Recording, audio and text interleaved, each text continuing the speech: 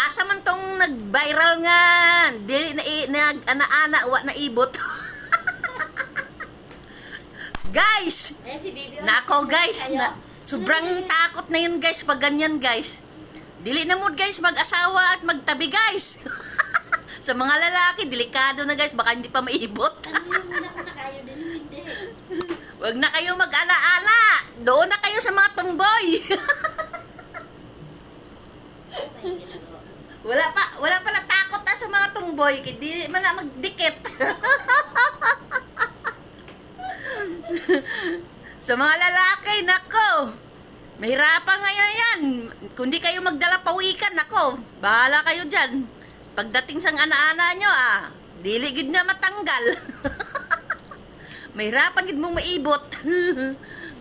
Ay, nako guys, para wala kayo problema, doon na kayo sa